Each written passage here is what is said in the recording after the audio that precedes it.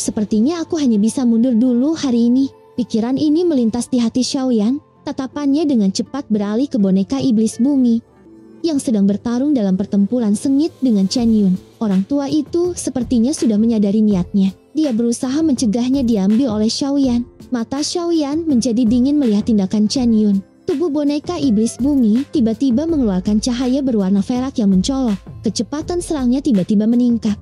Kedua tangannya seperti palu yang dengan keras menghantam Chen Yun, melepaskan kekuatan yang menakutkan. Chen Yun juga merasakan peningkatan tiba-tiba dalam kecepatan boneka iblis bumi. Dia buru-buru menggerakkan semua doki di dalam tubuhnya. Tubuhnya gemetar setiap kali bertabrakan dengan boneka iblis bumi. Sialan, boneka ini terbuat dari apa? Kekuatan fisiknya sangat menakutkan. Hati Chen Yun merasakan kejutan.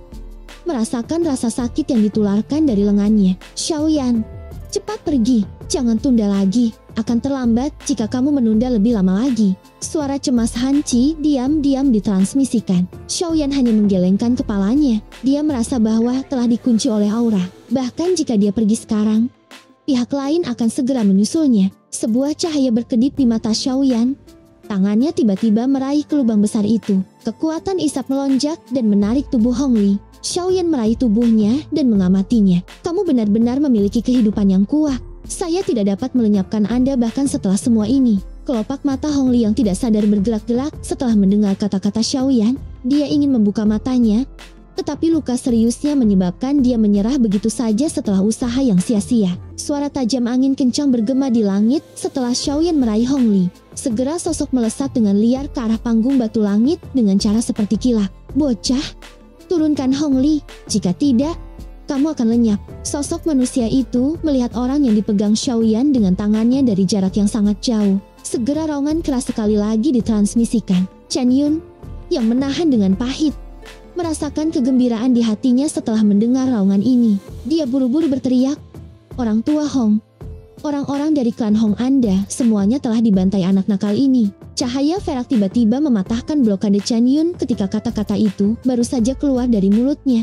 Dan sebuah tinju dengan keras menghantam lengannya. Chen Yun mengerang karena kekuatan besar ini mendarat. Sosok cahaya yang bergegas berhenti setelah mendengar teriakan Chen Yun.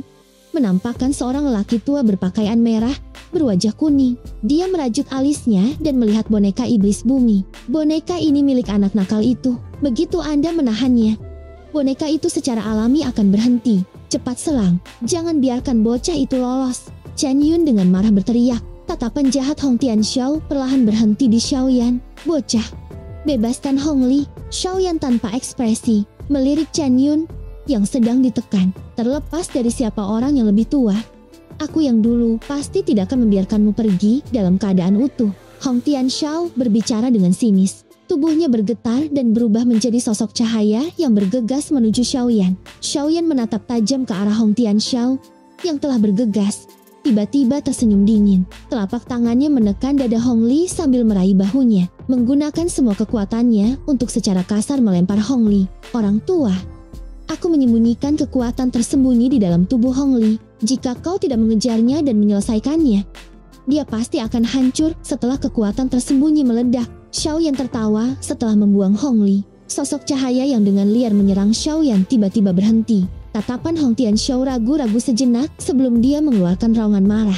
Dia berbalik dan dengan cepat mengejar ke arah Hong Li dilempar. Bocah, aku akan menggunakan nama leluhur klan Hong untuk bersumpah bahwa aku akan mematahkan semua tulang di tubuhmu satu persatu dan membiarkanmu merasakannya. Xiaoyan mengabaikan raungan Hong Tianxiao. Dia tiba-tiba melesat ke arah Chen Yun. Sudut mulutnya terangkat menjadi lengkungan gelap dan dingin saat segel tangannya tiba-tiba terbang. Doki yang kuat dengan cepat diaglomerasi. Hati Chen Yun tiba-tiba tenggelam merasakan tindakan Xiaoyan. Dia sudah hampir tidak bisa menghadapi serangan boneka iblis bumi. Jika Xiaoyan bergabung, kemungkinan nasibnya akan mengerikan. Bajingan tua itu hanyalah sampah.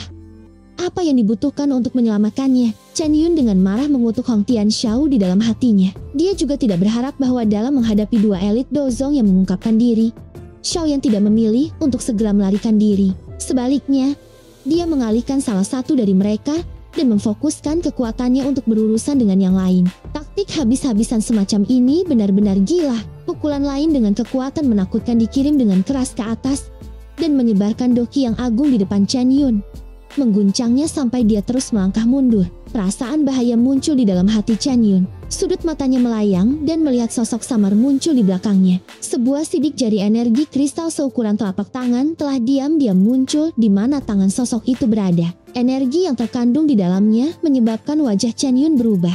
Segel kembali ke laut. Xiaoyan berteriak dengan marah di dalam hatinya. Segel tangan diayunkan dengan cara seperti kilat. Pada titik fatal di punggung Chen Yun, wajah Chen Yun menjadi sangat jelek merasakan serangan yang datang dari belakangnya. Yang bisa dia lakukan hanyalah dengan cepat berbalik. Doki keluar dari kedua tangannya. Doki yang agung dan segel kembali ke laut bertabrakan dengan keras. Tubuh Xiaoyan bergetar dan dia buru-buru mundur belasan langkah.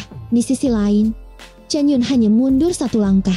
Namun wajahnya yang sudah pucat menjadi semakin pucat. Chen Yun belum memiliki waktu untuk bersantai setelah mengambil langkah mundur ketika kekuatan liar dan kekerasan yang menyebabkan ekspresinya berubah muncul seperti kilat di belakangnya.